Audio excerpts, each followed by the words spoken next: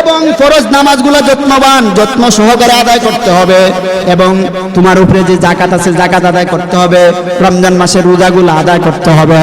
ওই সাহাবী নবী করিম সাল্লাল্লাহু আলাইহি সাল্লামের মুখ থেকে কথাগুলো শ্রবণ করার পর আল্লাহর কসম খেয়ে বলে, ওগো নবী, আল্লাহর কসম খেয়ে বলে, আমার হৃদয়ে আমার দেহে এক বিন্দু রক্ত থাকাকালীন অবস্থায় আমি আপনি যা বলেছেন এর চেয়ে একটু কমও করব না, বেশি করব না, সবগুলা আপনার কথা অনুযায়ী করার চেষ্টা করব। বলেন সুবহানাল্লাহ।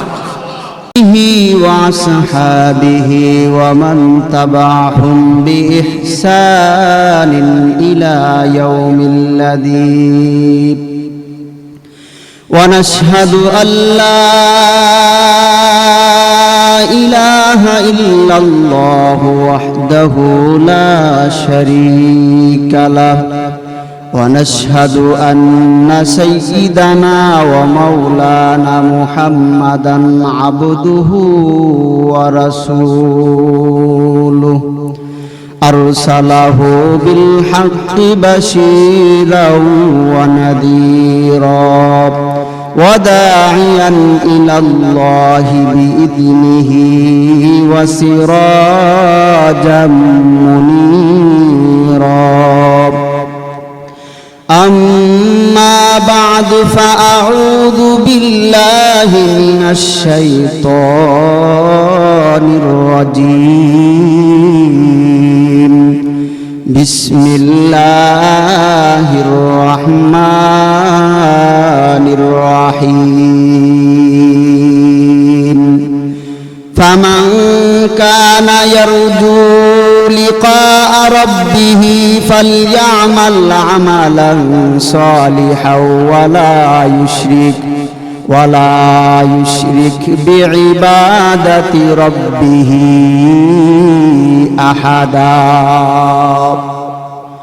أو كما قال رسول الله صلى الله عليه وسلم إذا أحب العبد لقائي أحببت لقاءه وكره لقاءه ربي أو كما قال رسول الله صلى الله عليه وسلم من مات يدعو من دون الله بلغ العلا بكماله كشف الدجى بجماله حسنة جميع خصاله صلوا عليه وآله हर के बाशद अमल सल्लू आमुदम आतिश दोजख शुद बरोए हरम बलगल उला बिकमालिही कशफत दुजा बिजमालिही हसनत जमीउ खिसालिही सल्लु अलैहि व आलिही अल्लाह अल्लाह ईचे शेरी आस्तनाम शेर शुकरनी कुनंद जानम तमाम बलगल उलाम बिकमालिही कशफत दुजा बिजमालिही हसनत जमीउ खिसालिही सल्लु अलैहि व आलिहि ला इलाहा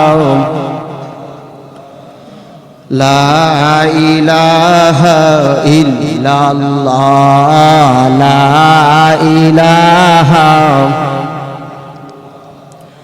ला इलाहा इल्लल्लाह ला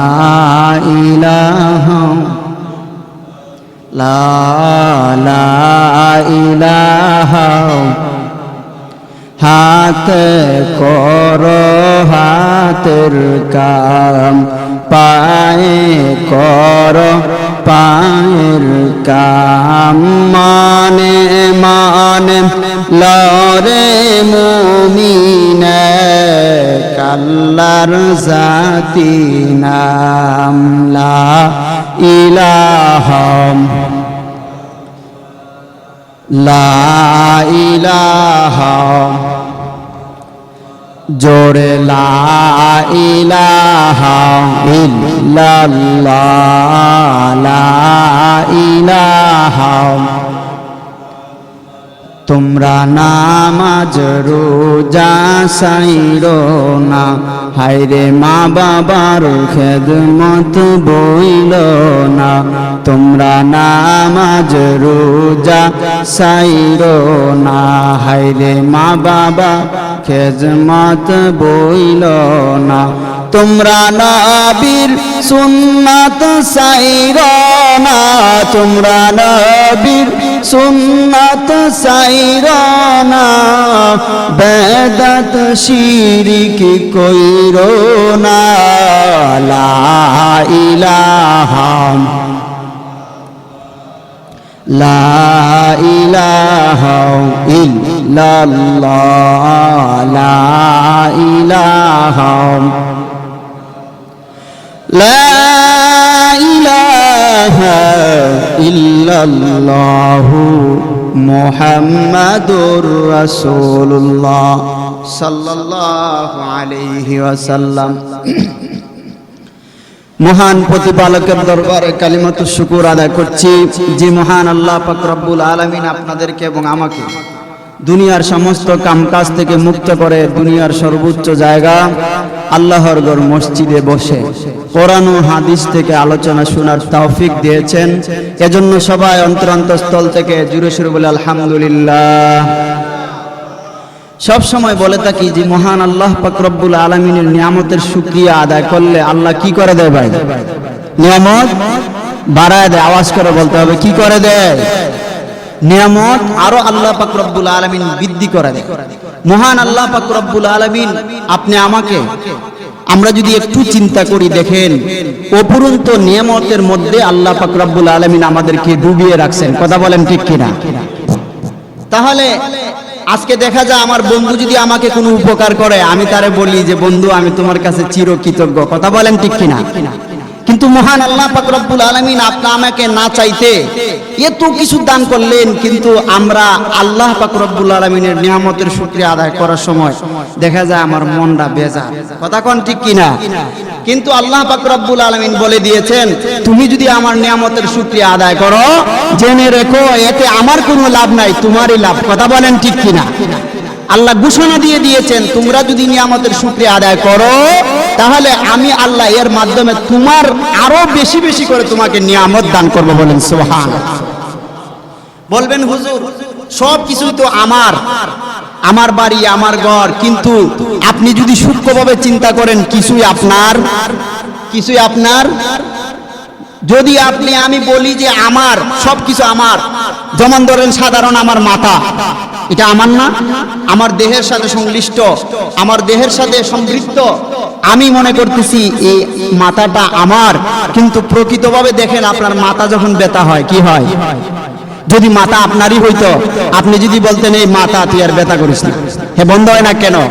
অতএব বোঝা যায় মাথা আপনার কথায় চলে না, চলে কার কথায়? কার কথায় চলে? অতএব মাথা কি আপনার না আল্লাহর? আল্লাহর দাম। আল্লাহ পাক রব্বুল আলামিন যদি বলে হে মাথা তুমি আর ব্যথা করো না, অবশ্যই বন্ধ হয়ে যাবে। কথা বলেন ঠিক কিনা? এমন বহু মানুষের মাথা ব্যথা, কিন্তু আল্লাহর কালাম দিয়া ফু দিলে মাথা ব্যথা সেরে যায়। কথা বলেন ঠিক কিনা?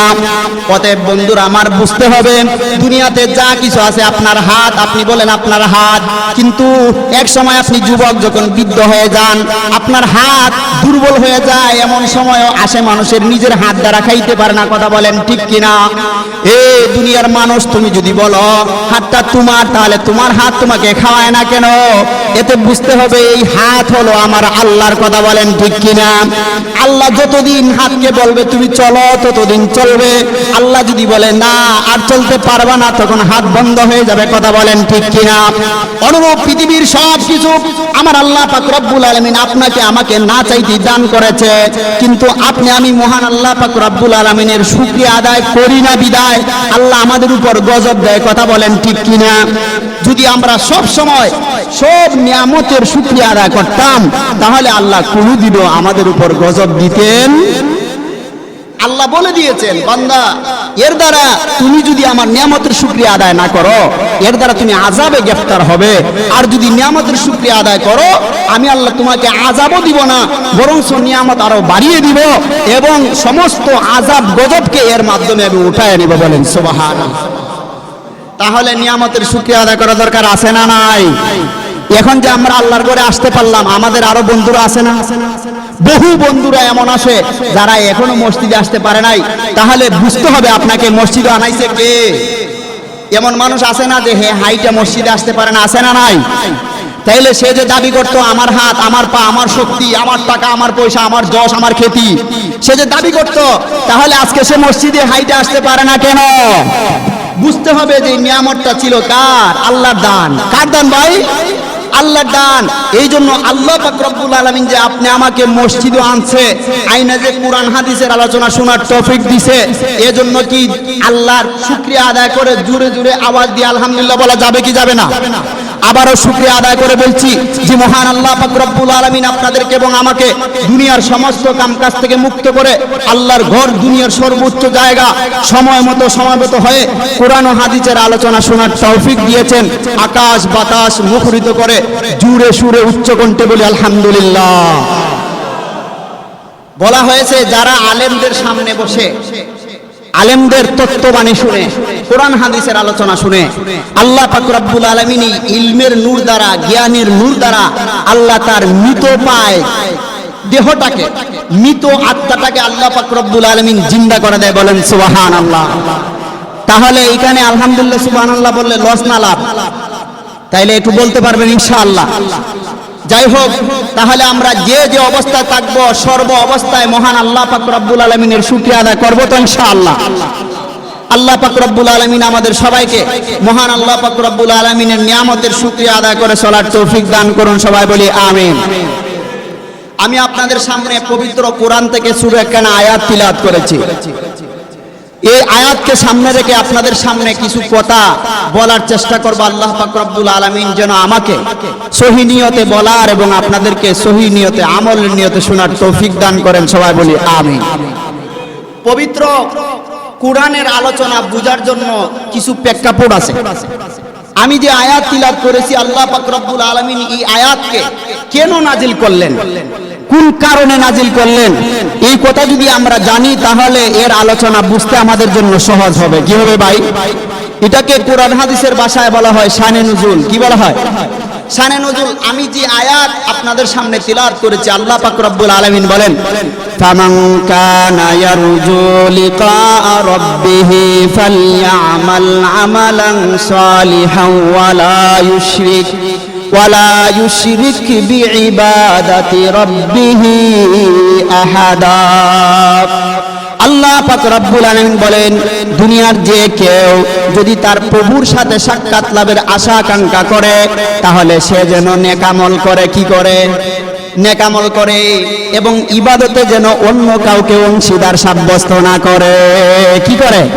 ইবাদতে যেন সে অন্য কাউকে অংশীদার সাব্যস্ত না করে। আল্লাহ পাক রব্বুল আলামিন ওই আয়াতটা কেন নাজিল করলেন? একজন সাহাবী নবী করিম সাল্লাল্লাহু আলাইহি সাল্লামের কাছে আসছে।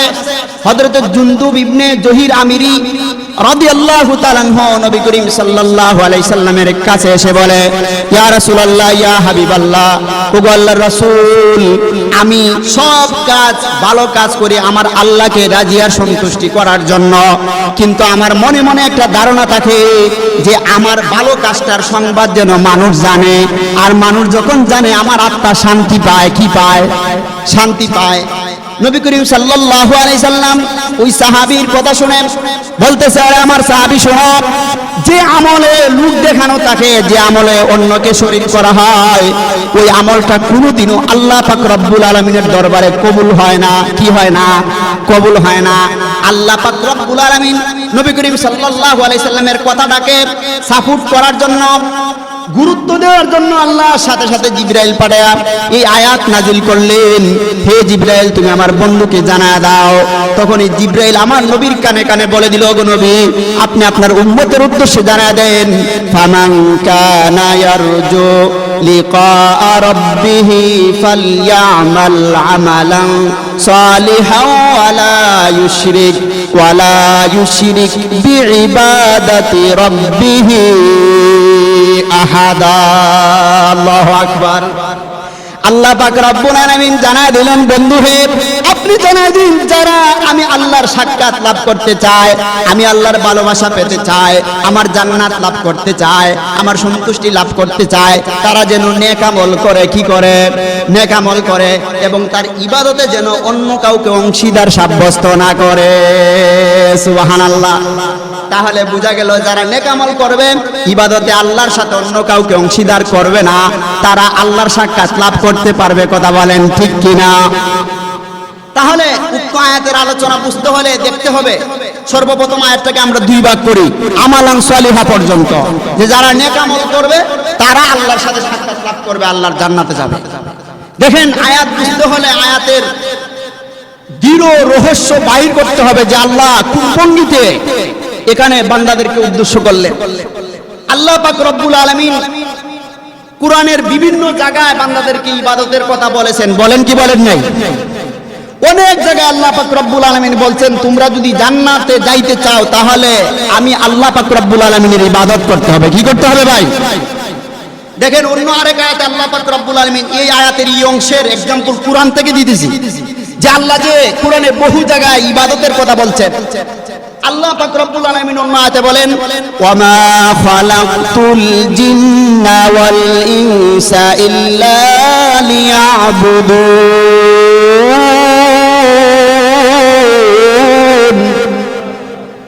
আল্লাহ পাক রব্বুল আলামিন বলেন আমি মানব এবং জিনকে একমাত্র আমি আল্লাহ পাক রব্বুল আলামিনের ইবাদতের জন্য বানাইছি। কিসের জন্য? আল্লামা রুমি রাহমাতুল্লাহি আলাইহি বলেন যে আল্লাহ মানুষ এবং জিনকে একমাত্র আল্লাহর ইবাদতের জন্যই বানাইছেন, ভিন্ন কোনো উদ্দেশ্যে নয়। তাহলে আরেকটা আয়াত পাওয়া গেল যে আল্লাহ বান্দাদেরকে কের জন্য বানাইলেন? ইবাদত করার জন্য। আর এও কথা বলে দিলেন যারা ইবাদত করবে তারাই আমার তৈরি জান্নাতে আসবে। কথা বলেন ঠিক কিনা? আল্লাহ বহু জায়গায় বিভিন্ন আলোচনার পর পর বলেছেন বান্দারা তুমি যদি ঈমানদার হতে চাও তাহলে নেক আমল করো, বলে কি বলে নাই? আরেকদিন আলোচনা করেছি আল্লাহ সূরা আসরের মধ্যে বলেন ইল্লাল্লাযীনা আমানু ওয়া আমিলুস সালিহাতি ওয়া তাওয়াসাউ বিল হক। আল্লাহ পাক রব্বুল আলামিন এই আয়াতে বলছেন তোমরা যারা ঈমানদার তারা নেক আমল করো। কি করো? নেক আমল করো। আল্লাহ পাক রব্বুল আলামিন বহু জায়গায় ইবাদতের তাগিদ দিয়েছেন। আল্লাহ সূরা বাকারায় বলেন ফাযকুরুনি আযকুরুকুম, তোমরা যদি আমাকে ইয়াদ করো আমিও তোমাদেরকে ইয়াদ করব। বলেন সুবহানাল্লাহ। বলেন তো আল্লাহ বলেছেন তোমরা যদি ইয়াদ করো, এর মানে জিকির। কি ভাই? জিকিরটা কি ভালো কাজ না খারাপ কাজ? ভালো কাজ। আর আল্লাহর জিকির একটা ইবাদত। আল্লাহ এই আয়াত দ্বারাও ইবাদতের দিকে ইঙ্গিত করেছেন যে বান্দা আমাকে স্মরণ করবে আমি তাকে স্মরণ করব। এবার আপনারা বলেন তো আল্লাহ যাকে স্মরণ করবে সে কি জাহান্নামে যাইতে পারে? আওয়াজ দিয়ে বলেন জাহান্নামে যাইতে পারে? যাকে আল্লাহ ইয়াদ করে আল্লাহ যাকে স্মরণ রাখবে সে অবশ্যই জান্নাতে যাবে, আর যে জান্নাতে যাবে সে অবশ্যই আমার আল্লাহর দিদার পাবে। কথা বলেন ঠিক কিনা? এই আয়াতে আল্লাহ পাক রব্বুল আলামিন আগে যে আয়াত তেলাওয়াত করেছি এই আয়াতের সাপোজ আসে না? আসে না? দেখেন আল্লাহ পাক রব্বুল আলামিন অন্য আয়াতে বলেন ইয়া আইয়ুহান নাসু উবুদু রাব্বাকুম, তোমরা তোমাদের রবের ইবাদত করো। এই আয়াতে আল্লাহ পাক রব্বুল আলামিন ইবাদতের কথা বলেছেন। আল্লাহ অন্য আয়াতে বলেন উযকুরুল্লাহা যিকরান কাসীরা, তোমরা বেশি বেশি আমি আল্লাহর জিকির করো। আল্লাহ আরেক আয়াতে সূরা ৩ এর আয়াতে বলেন ইল্লাল্লাযীনা আমানু ওয়া আমিলুস সালিহাতি ফালাহুম আজরুন গায়রু মামনুন। আল্লাহ আরেক আয়াতে বলেন ওয়া কাদা রাব্বুকা আল্লা তা'বুদু ইল্লা ইয়াহু, তোমরা শুধু তোমাদের রবের ইবাদত করবে। বলেন সুবহানাল্লাহ। আল্লাহ বহু আয়াতে বান্দাদেরকে ইবাদতের কথা বলেছেন, আর যারা ইবাদত করবে আল্লাহ পাক রব্বুল আলামিন বলেছেন তোমরাই আমার জান্নাতে আসবে, আর যারা জান্নাতে আসবে তারাই আমার সাথে সাক্ষাৎ লাভ করবে। বলেন সুবহানাল্লাহ। তাহলে আমরা পবিত্র এই কোরআনের আয়াতে যে আল্লাহ বলেছেন ফামান কানা ইয়ারজু লিকা রাব্বিহি ফালইয়ামাল আমালান সালিহা, যারা তার প্রভুর সাথে সাক্ষাৎ লাভের আশা আকাঙ্ক্ষা করে তারা যেন নেক আমল করে। কোরআন থেকে বুঝলাম কি থেকে, যে আল্লাহ শুধু এখানেই বলেন নাই, বহু জায়গায় কোরআনের মাধ্যমে বলেছেন যারা নেক আমল করবে তারা ঈমানদার, যারা নেক আমল করবে তারা ঈমানদার, আর যারা ঈমানদার তারা জান্নাতে যাবে। যারা আমাকে স্মরণ করবে তাদেরকে আমি স্মরণ করব, যারা আল্লাহকে স্মরণ করবে তারা অবশ্যই জান্নাতে যাবে। আল্লাহ বলেছেন তোমরা বেশি বেশি জিকির করো, যারা বেশি বেশি জিকির করবে অবশ্যই তারা জান্নাতে যাবে। আল্লাহ বলেছেন তোমরা একদম আমি তোমাদেরকে আমার ইবাদতের জন্য বানাইছি, আর যারা ইবাদত করবে তারা আল্লাহ পাক রব্বুল আলামিনের নৈকট্য হাসিল করবে, অর্থাৎ জান্নাতে যাবে। আর যারা জান্নাতে যাবে তারা অবশ্যই আমার আল্লাহকে দেখবে। কথা বলেন ঠিক কিনা? তাহলে আমরা কোরআনের মাধ্যমে বুঝলাম। এবার এই আয়াতটাকে একটু ব্যাকরণ সাইডে বিশ্লেষণ করি। দেখেন আল্লাহ পাক রব্বুল আলামিন এই আয়াতের প্রারম্ভে একটা শব্দ ব্যবহার করেছেন, এটা হলো মান। কি বলছেন? মান। এই মান শব্দ আরবি ব্যাকরণ বলে, আরবি ব্যাকরণ বিদ্রা বলে যারা মান শব্দ যে আরবি বাক্যের প্রারম্ভে ব্যবহার হয়, আল্লাহ পাক রব্বুল আলামিন এই মান দ্বারা বলেছেন যে কেউ। কি বলেছেন? যে কেউ। এটা স্বাভাবিক, একবারে পার্থিব সবার ক্ষেত্রে মান শব্দটা ব্যবহার হয়। আল্লাহ পাক রব্বুল আলামিন বুঝাইতে চায় তোমাদের মধ্যে যে কেউ, সে বড় লোক হোক, ছোট লোক হোক, গরিব হোক, ধনী হোক, চাষি হোক, মশা হোক, সে যে শ্রেণীর লোকই হোক, সে যদি মান ফামান কানা ইয়ারজু আশা করে, আকাঙ্ক্ষা করে, সে যে কেউ যদি আকাঙ্ক্ষা করে, আশা করে, ইয়ারজু লিকা রাব্বিহি তার রবের সাক্ষাৎ লাভের, সে যেন আমালান সালিহা নেক আমল করে। বলেন সুবহানাল্লাহ। কিন্তু সাধারণ দুনিয়ার নিয়মে আমরা যদি প্রধানমন্ত্রীর সাথে দেখা করতে চাই তাইলে হয়তো বড় শিক্ষিত লাগবে। কথা বলেন ঠিক কিনা? বড় শিক্ষিত অথবা এমপির সাথে সম্পর্ক, মন্ত্রীর সাথে সম্পর্ক, বেশি টেকাওয়ালা লোক লাগবে, আর নাইতে প্রধানমন্ত্রীর সাথে দেখা করা যায় না। কথা বলেন ঠিক কিনা? আমাদের সমাজের কিছু লোক আছে, সে কিছু টেকার মালিক হয়েছে, পয়সার মালিক হয়েছে, ছোট লোকদের প্রতি আর চোখে দেখায়। কথা বলেন ঠিক কিনা? কিন্তু আমার আল্লাহ বলে হে দুনিয়ার মানুষ সকল, আমি সমস্ত বাদশার বাদশা, সমস্ত মালিকের মালিক, আমি সমস্ত দেনেওয়ালার দেনেওয়ালা। আমি আল্লাহর কাছে ছোট নাই, বড় নাই, ধনী নাই, গরিব নাই, রাজা নাই, বাদশা নাই, মন্ত্রী নাই, এমপি নাই। যে কেউ যদি আমি আল্লাহ পাক রব্বুল আলামিনের নেক আমল করে আমাকে পাওয়ার জন্য, আমাকে রাজি আর খুশি করার জন্য, এবং ইবাদতে যদি সে অন্য কাউকে অংশীদার না করে, অবশ্যই সে আমি আল্লাহর জান্নাতে আসবে। আর যে জান্নাতে আসবে অবশ্যই আমার সাথে সাক্ষাৎ করবে। বলেন সুবহানাল্লাহ। তাহলে এতটুকু আলোচনায় আমরা কোরআন থেকে কোরআন বুঝলাম। কি থেকে কি বুঝলাম? কোরআন থেকে কোরআন বুঝলাম। এর বাকি অংশে আল্লাহ পাক রব্বুল আলামিন কি বলেন? ফামান কানা ইয়ারজু লিকা রাব্বিহি ফালইয়ামাল আমালান সালিহান ওয়ালা ইউশরিক বিইবাদাতি রাব্বিহি আহাদা। আল্লাহ বলেন ও বান্দারা, তোমরা যদি আমার সাথে সাক্ষাৎ লাভ করতে চাও তাহলে তোমাদের ইবাদতে অন্য কাউকে অংশীদার করো না। কথা বলেন ঠিক কিনা? বলেন তো, কেউ যদি ইবাদতে অন্য কাউকে অংশীদার করে তাহলে কি সে জান্নাতে যাইতে পারবে? দেখেন এইখানে আল্লাহ বললেন তুমি যদি জান্নাতে যাইতে চাও, আমি আল্লাহর সাথে সাক্ষাৎ করতে চাও, আমার ভালোবাসা লাভ করতে চাও, আমার সন্তুষ্টি লাভ করতে চাও, তাহলে তুমি ইবাদতে অন্য কাউকে অংশীদার করো না। দেখেন আল্লাহ কোরআনের আরেকটা আয়াতে বলেন ওয়া মাই ইউশরিক বিল্লাহি ফাকাদ দাল্লা দালালাম বাঈদা। আল্লাহু আকবার। আল্লাহ বলেন যারা আল্লাহর সাথে শরীক করে সে তার ভালো পথ থেকে ভ্রষ্ট পথে চলে যায়, সে পথভ্রষ্ট হয়ে যায়। অর্থাৎ যে আগে নেকামল করত সে যদি তার নেকামলের সাথে অন্য কাউকে অংশীদার করে, নেকামলের মাধ্যমে সে যাইতেছিল জান্নাতে, কিন্তু অন্য আরেকজনকে অংশীদার করার কারণে সে যাবে জাহান্নামে। কোথায় যাবে? তাইলে এই আয়াতের ব্যাখ্যাটা ওই আয়াত দিল। কি আয়াত দিল? এই আয়াতের ব্যাখ্যা ওই আয়াত দিল। আল্লাহ বলছে তোমরা ইবাদতে অন্য কাউকে অংশীদার করো না। অন্য আয়াত দ্বারা আমরা কোরআন থেকে প্রমাণ পাইলাম যারা আল্লাহর সাথে ইবাদতে শরীক করে তারা পথভ্রষ্ট হয়ে যায়। অর্থাৎ আল্লাহ বুঝাইতে চায় তুমি যদি নেকামল করো তাহলে আমি তোমাকে জান্নাত দিব, কিন্তু নেকামলের সাথে যদি অন্য কাউকে অংশীদার করো তাহলে তুমি ওই নেকামল থেকে বিচ্যুত হয়ে ভ্রান্ত একটা মতবাদে চলে গেলা, বেলাইনা রাস্তায় চলে গেলা। এই জন্য তোমাকে আর জান্নাত দেওয়া যাবে না। তোমার ইবাদতে অন্য কাউকে অংশীদার করার কারণে তুমি যাবে জাহান্নামে। কোথায় যাবে?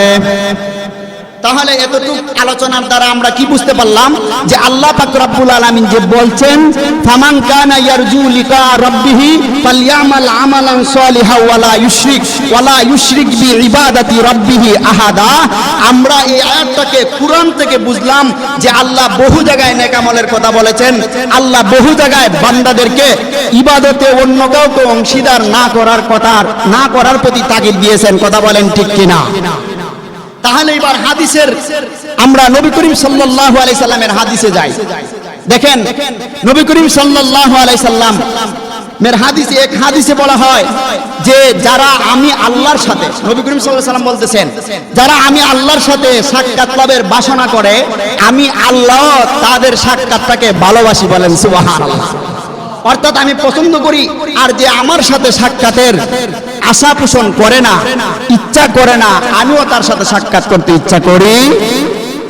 তাহলে বোঝা গেল নবী করিম সাল্লাল্লাহু আলাইহি সাল্লামের হাদিস থেকে যে হাদিসের মধ্যে আছে আল্লাহর সাথে সাক্ষাৎ করার কথা আছে না নাই? দেখেন হযরতে জাবির রাদিয়াল্লাহু তাআলা আনহু বর্ণনা করেন যে যখন আল্লাহ পাক রব্বুল আলামিন, নবী করিম সাল্লাল্লাহু আলাইহি সাল্লাম থেকে বর্ণনা করেন যে যখন আল্লাহ পাক রব্বুল আলামিন জান্নাতীদেরকে জান্নাতে দিয়ে দিবেন, তখন জান্নাতীরা অপুরন্ত নিয়ামতের মধ্যে থাকবে।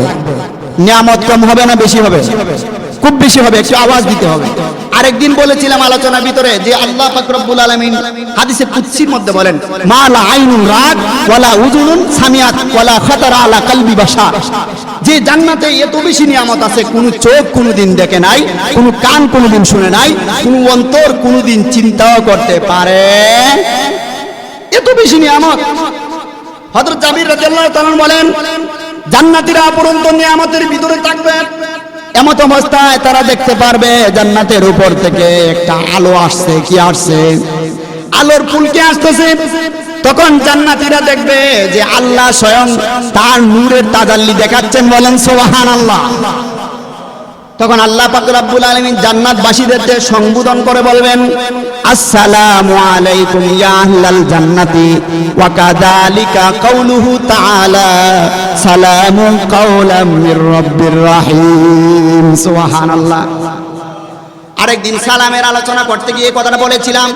দেখেন নবী করিম সাল্লাল্লাহু আলাইহি সাল্লামের সাহাবী বলতেছে আল্লাহ স্বয়ং জান্নাতীদের আহালদেরকে, সমস্ত জান্নাতবাসীদেরকে সালাম দিবে। আল্লাহ ডাক দিয়ে বলবে ওরে জান্নাতবাসী, আমি আল্লাহর পক্ষ থেকে তোমাদের প্রতি শান্তির বার্তা। আর আল্লাহর ওয়াদা রয়েছে পবিত্র কোরআনে, আল্লাহ বলেছেন সালামুন কাওলাম মির রাব্বির রহিম। সুবহানাল্লাহ। এইভাবে এই হাদিস দ্বারা প্রমাণ হলো যে আল্লাহর সাথে সাক্ষাৎ করা যাবে কি যাবে না? অবশ্যই সাক্ষাৎ করা যাবে। অন্য হাদিসের মধ্যে বলা হয়েছে হযরতে সুহাইল রাদিয়াল্লাহু তাআলা আনহু বলেন, হযরতে সুহাইল রাদিয়াল্লাহু তাআলা আনহু, সুহাইব রাদিয়াল্লাহু তাআলা আনহু বলেন জান্নাতীরা যখন জান্নাতে চলে যাবে আল্লাহ পাক রব্বুল আলামিন সমস্ত জান্নাতবাসীদেরকে ডাক দিয়ে বলবে হে জান্নাতবাসীরা, তোমরা কি আমার কাছে আরো কিছু পাওনা আছো? আরো কিছু বাকি আছে কিনা তোমাদের পাওয়ার মতো? জান্নাতীরা ডাক দিয়ে বলবে প্রভু হে, আপনি আমাদেরকে এত নাজ নেয়ামত দিয়েছেন, এরপরও আমাদের আর কি বাকি আছে? আপনি আমাদেরকে, আমাদের চেহারা কুচ্ছি ছিল, কালো ছিল, আপনি আমাদের চেহারাকে নূরে নূরান্বিত করেছেন। আমরা ছিলাম বৃদ্ধ, আমাদেরকে যুবক করে দিয়েছেন। আমরা কোনো কিছুর মালিক ছিলাম না, কিন্তু বিশাল অট্টালিকার মালিক বানিয়ে দিয়েছেন। এরপরও আপনি আমাদেরকে জাহান্নামের আগুন থেকে জান্নাত দান করেছেন। এরপরও আপনার কাছে আমাদের কি চাওয়ার আছে? যখন জান্নাতীরা এই কথা বলবে, কেউ কোনো কিছু চাওয়ার মতো দামি থাকবে না। এমত অবস্থায় নবী করিম সাল্লাল্লাহু আলাইহি সাল্লাম বলেন এমনিতে পর্দা উঠে যাবে। বলেন সুবহানাল্লাহ। আল্লাহ এবং বান্দার মধ্যখানে যে পর্দাটা থাকবে, পর্দা উঠে যাবে, বান্দারা সরাসরি আমার আল্লাহকে দেখতে পাবে। বলেন সুবহানাল্লাহ। তার নবীর সাহাবী হযরত জারির ইবনে আব্দুল্লাহ রাদিয়াল্লাহু তাআলা আনহু বর্ণনা করেন যে তোমরা অবশ্যই আল্লাহ পাক রব্বুল আলামিনকে তোমাদের চৌকে দেখবে। কার চৌকে? তোমাদের চৌকে দেখবে। উনার দ্বারা অন্য হাদিস দ্বারা হযরত জারির রাদিয়াল্লাহু তাআলা আনহু থেকে বর্ণিত অন্য হাদিস দ্বারা প্রমাণ আছে। হযরত জারির রাদিয়াল্লাহু তাআলা আনহু বলেন আমরা একদিন নবী করিম সাল্লাল্লাহু আলাইহি সাল্লামের কাছে পূর্ণিমার রাত্রিতে উপস্থিত ছিলাম। কি ছিলাম? পূর্ণিমার রাত্রিতে আমরা উপস্থিত ছিলাম। এমত অবস্থায় নবী করিম সাল্লাল্লাহু আলাইহি সাল্লাম আমাদেরকে পূর্ণিমার চাঁদের দিকে হাত দিয়া দেখাইলেন, হে আমার সাহাবীরা দেখো, তোমরা চেয়ে দেখো ওই চাঁদটাকে যে সুন্দর ঝলমল করতেছে তোমরা দেখতে পাও, কিন্তু তোমাদের চৌকে এর আলোতে এর জ্যোৎস্নায় তোমাদের চৌকে কোনো সমস্যা হয় না। অনুরূপ কাল কিয়ামতের ময়দানে যারা নেক আমল করবে, আমার আল্লাহর ইবাদতের সাথে কাউকে অংশীদার করবে না, তারা জান্নাতে যাবে এবং তাদের নিজের চৌকে আল্লাহকে দেখতে পারবে। যেই রূপ তোমরা ওই চন্দ্রটাকে দেখতেছো তোমাদের চোখ জ্বলছায় না, আমার আল্লাহকে তোমরা দেখবে, তোমাদের চৌকে কোনো সমস্যা হবে না। বলেন সুবহানাল্লাহ। তাহলে এই হাদিসগুলা দ্বারা কি প্রমাণ হলো? অবশ্যই বান্দা যদি নেক আমল করে তাহলে সে জান্নাতে যাবে, আর জান্নাতে আমার আল্লাহকে দেখতে পারবে। কথা বলেন ঠিক কিনা? বহু এর প্রেক্ষিতে বহু আলোচনা আছে। মুফাসসিরিন কিরাম কিতাবের ভিতরে ধরেছে যেই সময় যারা নেক আমল করেছে আল্লাহ পাক রব্বুল আলামিন তাদেরকে maaf করে দিয়ে জান্নাতবাসী করবেন এর ওয়াদা আছে। কথা বলেন ঠিক কিনা? শুধু আমল করলেই না, কেউ যদি বারও ধরে, এমনও অহরহ ঘটনা আছে বাপ ধরছে আমার আল্লাহ maaf করে দিয়েছে। কথা বলেন ঠিক কিনা? আছে না নাই? বাপ ধরছে। আমরা যদি ইতিহাস তালাশ করি, প্রাচীন কালের এক বাদশার জামানায় কিছু দরবেশ কি করছে? নেক আমল করার বাপ ধরছে। অর্থাৎ এরা হলো সন্ত্রাস, ডাকাত। তখন ওই এলাকায় যাওয়ার পর সবাই মিলে পরামর্শ করলো। ডাকাতদের সর্দার বলল, শুনো, তোরা যদি না খাইতে চাও তাহলে পীর সাহেবের বাপ ধরো। কের বাপ ধরো? পীর সাহেবের বাপ ধরো। সবাই সল্লাহ পরামর্শ কইরা সে তার সাথীদেরকে, সন্ত্রাস বাহিনী লিডার তার সাথীদেরকে বলল, সবাই দরবেশের বেশ ধরে নাও আর হাতে তসবিহ, যে জায়গায় যাইবা ওই জায়গায় শুধু সুবহানাল্লাহ। কেমন বুদ্ধিটা দিছে?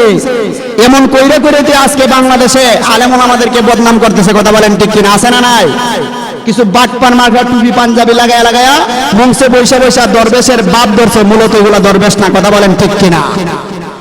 এই সন্ত্রাস বাহিনীর লিডার, সন্ত্রাসদের নেতা তাদের সবাইকে বলল, যদি জনগণের হাতে ধরা না পড়তে চাও তাহলে সবাই দরবেশের বেশ ধরো, আর যে জায়গায় যাবে ওই জায়গায় শুধু সুবহানাল্লাহ তাসবিহ জারি রাখবে, তাহলে জনগণ বুঝতে পারবে না তোমরা সন্ত্রাস না পীর সাহেব। কথা বলেন ঠিক কিনা?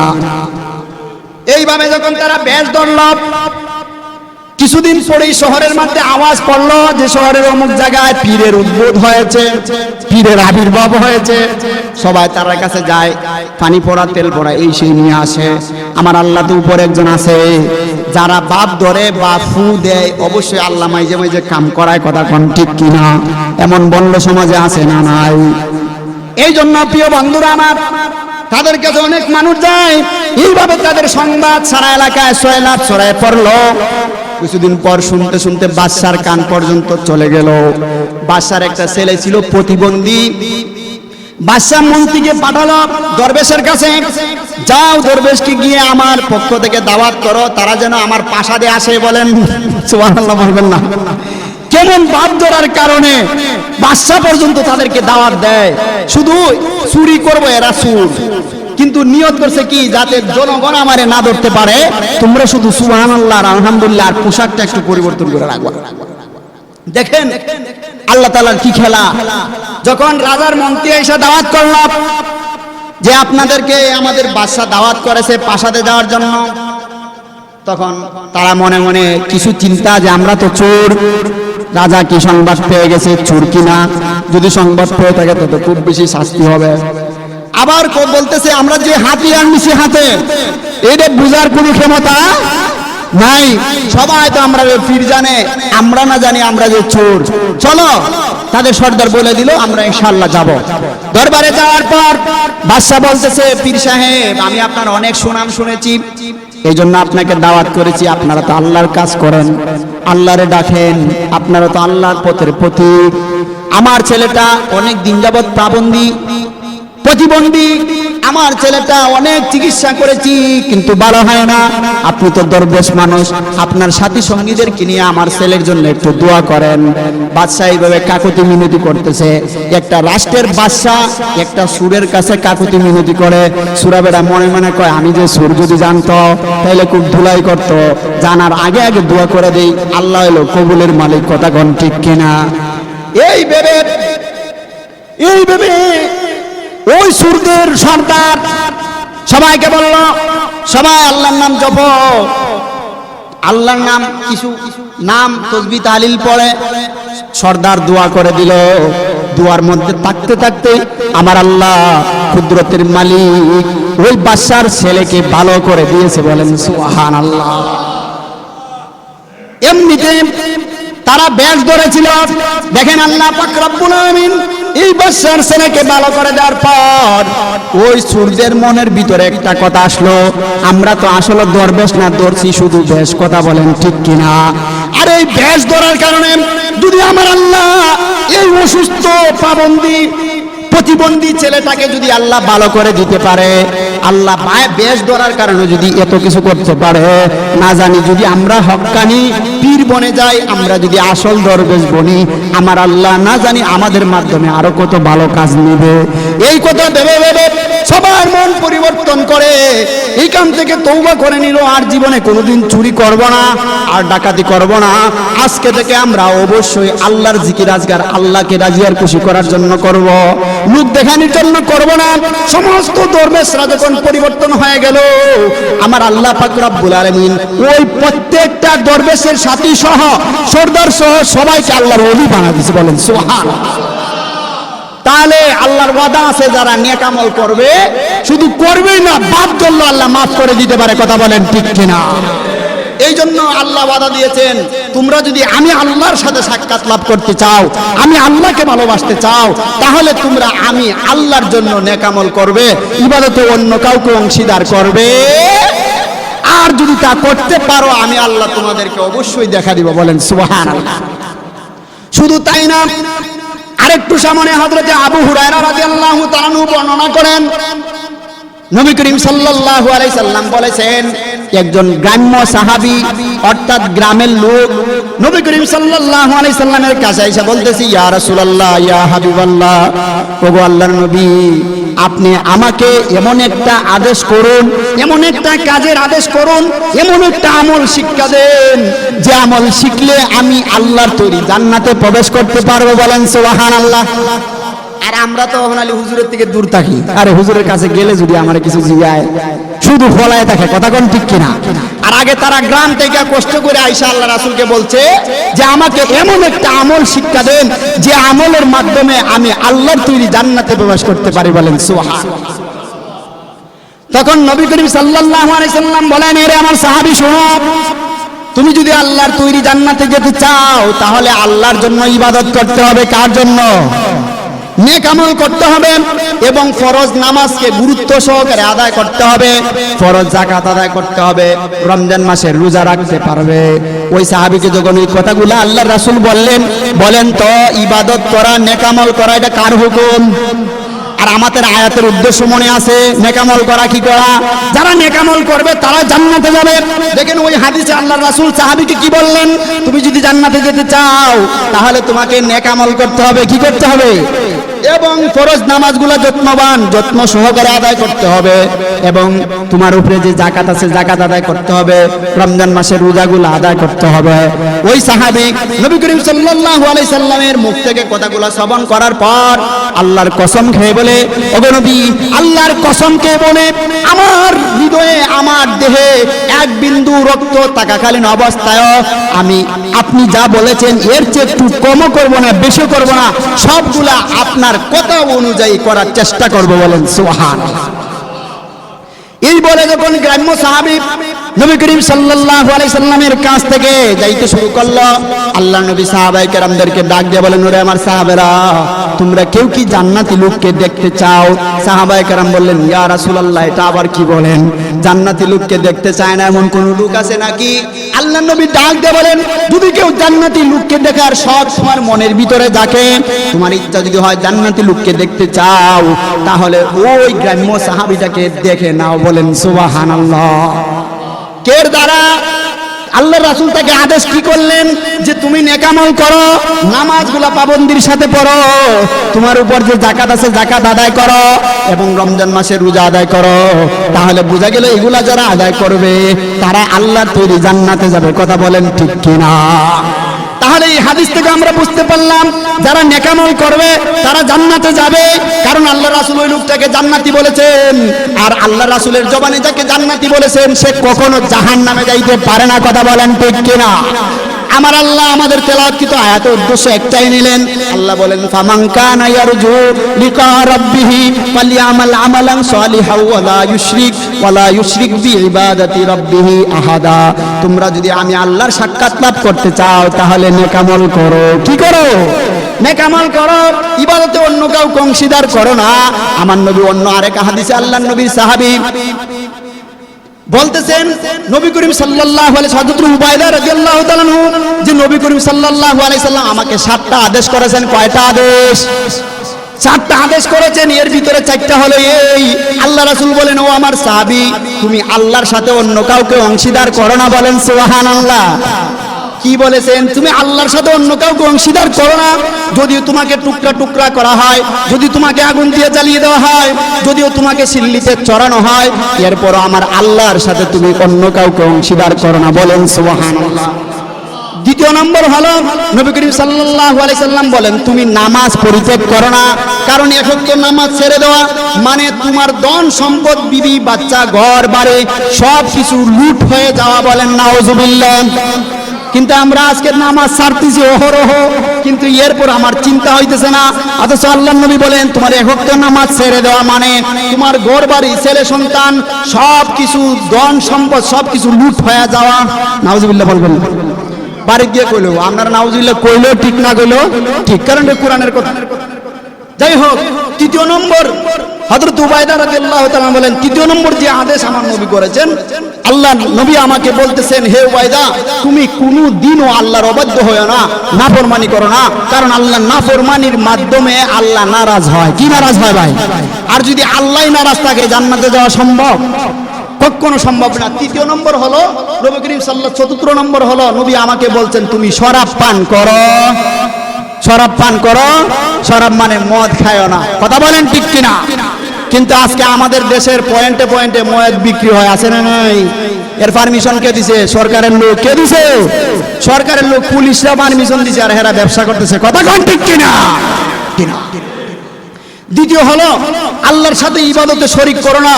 এখন এখানে হাদিস দ্বারা প্রমাণ আছে কি নাই? আছে না? অহরহ হাদিস আছে যে তোমরা আল্লাহর সাথে ইবাদতে অন্য কাউকে অংশীদার করো না। নবী করিম সাল্লাল্লাহু আলাইহি সাল্লামের সাহাবী হযরতে আবু কাতাদা রাদিয়াল্লাহু তাআলা আনহু বর্ণনা করেন আমার প্রিয় হাবিব, আমার প্রিয় বন্ধু জনাবে মুহাম্মদ রাসূলুল্লাহ সাল্লাল্লাহু আলাইহি সাল্লাম আমাকে বলেন হে কাতাদা তোমাকে যদি কেউ জবাই করে ফেলে, তোমাকে যদি কেউ আগুন দ্বারা পুড়িয়ে ফেলে, তোমাকে যদি কেউ সিল্লিতে চড়ায়, তারপরে তুমি আল্লাহর সাথে অন্য কাউকে অংশীদার করবে। তাইলে প্রমাণ পাওয়া গেল কি যে আল্লাহর সাথে অংশীদার করা যাবে না। হাদিসের মধ্যেও আছে, আছে না নাই? দ্বিতীয় নাম্বার নবী করিম সাল্লাল্লাহু আলাইহি সাল্লাম বলেন মান মাতা ওয়া হুয়া ইয়াদউনা। নবী করিম সাল্লাল্লাহু আলাইহি সাল্লাম বলতেছেন যারা আল্লাহর সাথে শরীক করে মৃত্যুবরণ করবে, কি করবে? আল্লাহর সাথে শরীক করে মৃত্যুবরণ করবে, তারা কোশ্চিনকালেও আল্লাহর তৈরি জান্নাতে যাইতে পারবে না। বলেন নাউজুবিল্লাহ। তাহলে এই হাদিস দ্বারা প্রমাণ হলো যারা আল্লাহর সাথে শরীক করবে তারা কোনোদিনও জান্নাতে যাইতে পারবে। তাহলে এই হাদিস দ্বারা, এই দুটো হাদিস দ্বারা প্রমাণ হলো পশ্চিমকালে আল্লাহর সাথে শরীক করা যাবে না। আমাদের তেলাওয়াতকৃত আয়াতের উদ্দেশ্য হলো আল্লাহ বলেছেন ফামান কানা ইয়ারজু লিকা রাব্বিহি ফালইআমাল আমালান সালিহান ওয়ালা ইউশরিক বিইবাদাতি রাব্বিহি আহাদা। যারা আল্লাহ পাক রব্বুল আলামিনকে দেখতে চাও, আল্লাহর সাথে সাক্ষাৎ লাভ করতে চাও, তোমরা নেক আমল করো এবং ইবাদতে আল্লাহ তাআলার সাথে অংশীদার সাব্যস্ত করিও। আর যদি অংশীদার সাব্যস্ত না করতে পারো তাহলে তোমরা আল্লাহর তৈরি জান্নাতে যাইতে পারবে। দেখেন এই আল্লাহর সাথে শরীক করার একটা ঘটনা বলি শেষ করব ইনশাআল্লাহ। হযরতে মূসা আলাইহিস সালামের জামানায় একজন আবেদ লোক ছিল, সে আল্লাহ পাক রব্বুল আলামিনের খুব বেশি বেশি ইবাদত করত। কি করত? খুব বেশি বেশি ইবাদত করত। আল্লাহর নবী হযরত মূসা আলাইহিস সালাম ওই রাস্তা দিয়ে তুর পাহাড়ে যাইতেছিলেন। এমত অবস্থায় ওই ইবাদতকারী লোকের সাথে সাক্ষাৎ। আল্লাহর নবী দেখতে পায় তার শরীরের মধ্যে কিছু বিষাক্ত পোকা, মৌমাছি জাতীয় কিছু পোকা কামড়ায়, তারে আক্রমণ করে। সেই পোকাদেরকে কিছু করে না, সে শুধু আল্লাহ পাক রব্বুল আলামিনের ইবাদতে মশগুল। আপনি আমি নামাজে দাঁড়াইলে একটু মশা ধরলে কি করি? আগে বাতি যারা সাইজ করলে, কথা কোন ঠিক কিনা? এরপরে নামাজ দেশা দিকে যাক, আগে মশা মাইরে লই, কথা কোন ঠিক কিনা? আরো কিছু বন্ধুরা আছে নামাজে দাঁড়ায় দাঁড়ায় এই দিক সাই গরিব টাইম করে হইলো দেখে, আছে না নাই? এই জন্য আল্লাহ নবী মুসা বলে, আমি যখন চাইলাম ওই লোকটার সাথে সাক্ষাৎ হলো, দেখতে পাই তাকে বিষাক্ত পোকামাকড় কামড়ায়, এরপরও সে আল্লাহর জিকিরে মশগুল। আমি তাকে জিজ্ঞাসা করলাম, ভাই এগুলাকে সরাও না কেন? তোমার কি কোনো সমস্যা হয় না? ওই ইবাদতকারী আশেক আল্লাহর আবেদ ডাক দিয়া বলে, নবী ভাই হে মুসাফির, ওই সময় ওনাকে চিনে না, উনি যে নবী। ওই পোকামাকড় আমাকে কামড়ানোর কারণে আমার ত্রন্দা, আমার গুণ দূর হয়, আর গুণ দূর হওয়ার কারণে আমি আল্লাহর ইবাদত বেশি বেশি করতে পারি। এই জন্য এদের সাথে আমি লাগি না, এরা আমার আরো বেশি কামড়াক, এটাই আমি আল্লাহর কাছে প্রার্থনা করি। বলেন সুবহানাল্লাহ। আর ইমাম সাহেব একটু আগে আজান দিলে বেচারার টাইম নাই, এ তো আগে 1 মিনিট আগে আজান দিয়ে দিছে, কথা কোন ঠিক কিনা? আছে না নাই? এই মশা, এই বিষাক্ত পোকা কামড়ায়, এই লোকটা কিছু বলে না, বলে আরো আমার আল্লাহর ইবাদতের জন্য আমার আরো ভালো হয়, আমি ইবাদত করতে পারি। মুসা আলাইহিস সালাম তার সাথে এইভাবে আলাপ আলোচনা করার পর বলতেছে, ভাই তোমার কি জীবনে কোনো আশা আছে, আকাঙ্ক্ষা আছে? কার আশা নাই? একটা আসুদা বেককল মানুষ, আমাদের দেশে আসুদা কয়, বেককল মানুষ যার আকল নাই, আকল কম, হেরো যদি আপনি বলেন এই তুই বিয়া করবি, তোর একটা কালো বউ বিয়া করবো জীবনে, কথা কন দেখো না হুজুর, সুন্দর বউ চাই, কথা কন ঠিক কিনা? হে বেচারা তার নিজের বুঝ বুঝে যে কালো করবো না হুজুর, সুন্দরের দরকার। তো ওই লোককেও আল্লাহ নবী মুসা আলাইহিস সালাম জিজ্ঞাসা করে, তোমার কি আশা আছে? সে বলতেছে, আমার 2টা আশা আছে। কয়টা আশা আছে? আচ্ছা, আল্লাহ রাসূল আগেই তাকে জিজ্ঞাসা করেন যে তুমি কতদিন যাবত ওই জায়গায় ইবাদত করতেছো? জবাবে সে বলে, 400 বছর যাবত আমি ইবাদত করতেছি। বলেন সুবহানাল্লাহ। কয় শত বছর? আওয়াজ করে বলুন, 400 বছর। হায়াত খুব কম পাইছে মনে হয়, কথা কন, খুব কম পাইছিল। এই লোকটাকে আপনি আমার মতো, আমারও যদি বলা হয় যে হুজুর 3 দিনের লাগি যান, আমি তো আমার বউ তো গুসা করবো, কথা কন ঠিক কিনা? এমনি তারা যদি আজকে বলেন যে 1 লাখ টাকা দেওয়া হইব, তুমি আল্লাহর নামে যাও, সে অবশ্যই দৌড় টিকা পাইছে, কথা কোন ঠিক কিনা? কিন্তু এমনিতে যদি আল্লাহর জন্য বলা হয়, তার দিলের ভিতরে শান্তি আসে না, যায় না। কিন্তু ওই লোকটা আল্লাহর রাস্তায় 400 বছর ইবাদত করছে, সে কি আপনি আর আমার মতো না? আল্লাহর খুব বেশি নৈকট্য, খুব বেশি কাছের লোক। আল্লাহ পাক রব্বুল আলামিনের নবীর কাছে বললাম, আমার জীবনে 2টা আশা। আল্লাহ নবী মুসা আলাইহিস সালাম বললেন, কি 2টা আশা একটু বলো, আমি চেষ্টা করে পুরাইতে পারি কিনা। সে বলল, আলেম ওলামাদের মুখ থেকে শুনেছি এই যুগে নাকি মুসা নামের একজন নবী আসবে। বলেন সুবহানাল্লাহ। আলেমদের মুখ থেকে শুনেছি এই যুগের নবীর নাম হবে মুসা। মুসা আলাইহিস সালামকে আমি দেখতে চাই, আর আমার একটু আমি তৃষ্ণার্ত, একটু ঠান্ডা পানি খাইতে চাই। দেখেন সেই লোকটা কার কাছে চাইলো? মুসা আলাইহিস সালাম বনি ইসরাইলের খুব পাওয়ারী একজন নবী, এবং আল্লাহ পাক রব্বুল আলামিন যত নবীগণ পাঠাইছেন এর মধ্যে অন্যতম একজন নবী, নাম হলো হযরত মুসা আলাইহিস সালাম।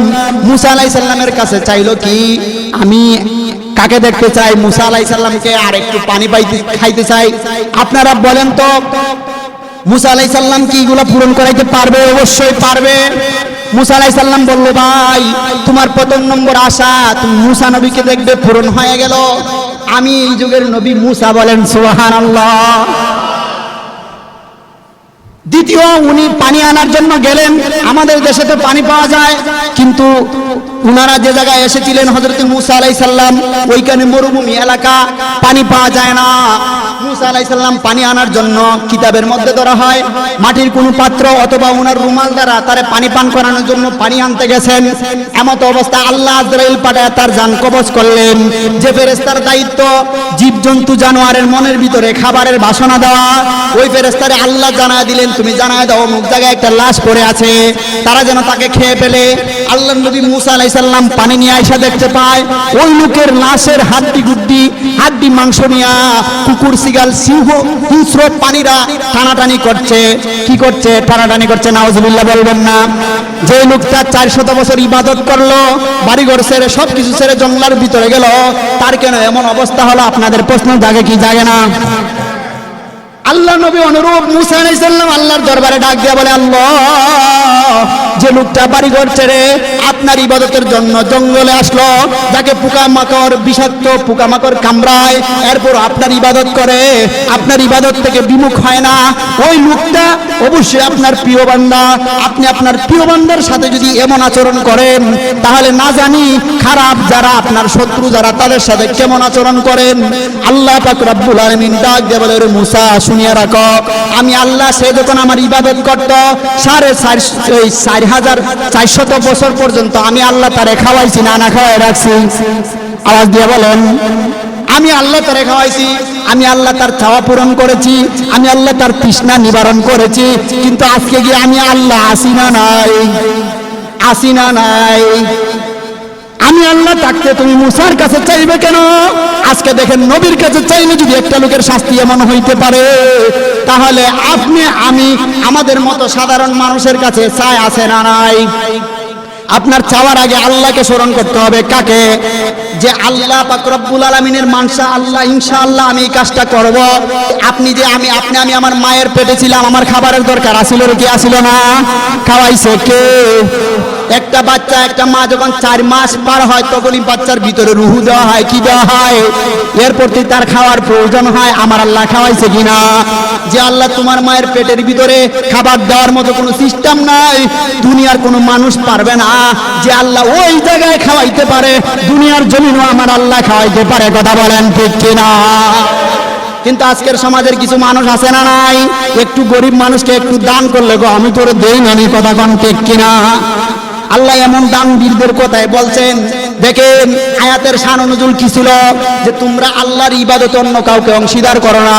সাহাবী আয়েশা বললেন, ইয়া রাসূলুল্লাহ, আমি নামাজ পড়ি আল্লাহর জন্য, দান করি আল্লাহর জন্য, সব কাজ করি আল্লাহর জন্য, কিন্তু আবার মনে মনে এই কথা ভাবি যে মানুষ যেন আমারে বড় নামাজি কয়, মানুষ যেন বড় দানবীর কয়, মানুষ যেন বড় দাতা আমারে কয়, এই জন্য আমি ইবাদত করি। আল্লাহ সাথে সাথে আয়াত নাজিল করে জানায় দিলেন, ফামান কানা ইয়ারজু লিকা রাব্বিহি ফালইয়ামাল আমালান সালিহান ওয়া লা ইউশরিক বিইবাদাতি রাব্বিহি আহাদা। সুবহানাল্লাহ।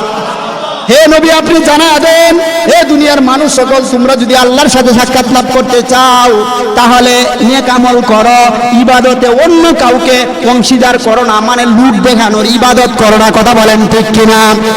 এ বন্ধুরা আমার, ফেরাউন আল্লাহরে মানতো কি মানতো না? কথা বলেন। মানতো। ফেরাউন রাত্রের বেলা, গভীর রাত্রে গুহার ভিতরে ডুইকা ডুইকা বলতো, আল্লাহ তুমি বড় মালিক, তুমি বড় খোদা, তুমি দেনেওয়ালা, তুমি রাজ্জাক, তুমি বৃষ্টির মালিক, তুমি সব কিছুর মালিক। আমি ফেরাউন জানে, কিন্তু এরপরও মানুষ যখন আমাকে খোদা বলে, আনা রব্বিকুমুল আলা, রব্বুকুমুল আলা, তখন আমার দিলটা শান্তি পায়। আল্লাহ তুমি একটু বৃষ্টির ব্যবস্থা করে দাও। বলেন নাউজুবিল্লাহ। আল্লাহ হেরে দিছে, কিন্তু এই ফেরাউনও আল্লাহকে বিশ্বাস করতো আল্লাহ আছে, কিন্তু সে লোক দেখাইতো, লোকে যেন তারে খোদা বলে, এই কথা দাবি করার কারণে সে চিরস্থায়ী জাহান্নামী। কথা বলেন ঠিক কিনা? এই জন্য পিয়ারে হাজিরিন, আপনি আমাকেও দিল থেকে লোক দেখানো জিনিসটা ছাড়তে হবে, প্রত্যেকটা কাজ করতে হবে। কার জন্য? আওয়াজ করে বলুন, কার জন্য? কেউ যদি মনে করে যে আমি শুধু মসজিদে এসে ইবাদত করবো, জান্নাতে চলে যাবো, সে যাইতে পারবে না। না, আপনি যেমন মসজিদে নামাজ পড়বেন, আপনার এলাকার রাস্তাঘাট ঠিক করে দিবেন, এটাও আল্লাহর একটা ইবাদত। কথা বলেন ঠিক কিনা? আজকে যারা রাস্তাঘাট ঠিক করার নামে জনগণের লক্ষ লক্ষ টাকা আজকে মূর্তি বানানোর পিছনে ব্যয় করতেছে, তারা কি আল্লাহর কাছে যাবে না? যাইতে হবে কি হবে না? আরে আজকে বাংলাদেশের জমিনে মানুষের মূর্তি বাসি কার্য তৈরির নামে কোটি কোটি টাকা অসহায় জনগণ, আজকে বাংলাদেশে এমনও বহু মানুষ আছে যারা খাইতে পারে না। কথা বলেন ঠিক কিনা? এমন বহু মানুষ আছে যে গোড়ের নিচে শুইতে পারে না, আছে না নাই? এমন মানুষ আছে টাকার অভাবে পড়াশোনা করতে পারে না, আছে না নাই? বহু মানুষ আপনি কমলাপুর রেল স্টেশনে যান, দেখবেন হাহাকার করতেছে খানার কারণে। আজকে ডাস্টবিনে কুকুরের সাথে লড়াই করতেছে খানার কারণে। আজকে বাংলাদেশের মানুষ এত অসহায়, তাহলে আমার অসহায় মানুষের জন্য কর্মস্থল না করিয়া আমার দেশের রাস্তা আজও ভাঙ্গা, আমার দেশের রাস্তার কাজ না করে এই মুশরিকি প্রথা তোমাকে করতে কে দিয়েছে? কথা বলেন। আজকে মানুষের ভাস্কর্য বানানো হারাম। কি হারাম? আজকে মসজিদের দেশ বাংলাদেশ, এই দেশের ভিতরে মূর্তির নামে কোটি কোটি টাকা আজকে সরকারবাদী গুন্ডারা খাইতেছে। কথা বলেন ঠিক কিনা? আর শুধু নামাজ পড়া ইবাদত নয় না, সোচ্চার হতে হবে বিরুদ্ধে, বাতিলের বিরুদ্ধে। আপনাকে হক কথা বলতে হবে। সব সময় নামাজ পড়া যেমন ইবাদত, দেশপ্রেম মুমিনের জন্য ইবাদত। কথা বলেন ঠিক কিনা? এই জন্য আমার দেশের সম্পদ, আমার দেওয়া গ্রামের টাকা, টেস্কের টাকা দিয়া তুমি দেশ যেমনে মন বের এমনি চালাইবা, তার জনগণ সহ্য করবে। এই জন্য আজকে ভালো ভালো লোক যারা এই হক কথাগুলো বলে, তাদেরকে একদল গুন্ডা বাহিনী আছে নামদারি মুক্তিযুদ্ধ মঞ্চ বানায়া আজকে দেশের যারা হক কথা বলে তাদেরকে গ্রেফতারের পরোয়ানা জারি করে। কথা বলেন ঠিক কিনা? আমরা দেখতে পেরেছি গত শুক্রবারে আমাদের বাংলাদেশের ইসলামী দলগুলা এই যে আমাদের যাত্রাবাড়ি এক জায়গায় মূর্তি দুলারপা মূর্তি স্থাপন করবে আমাদের দেশের জনক শেখ মুজিবুর রহমানের।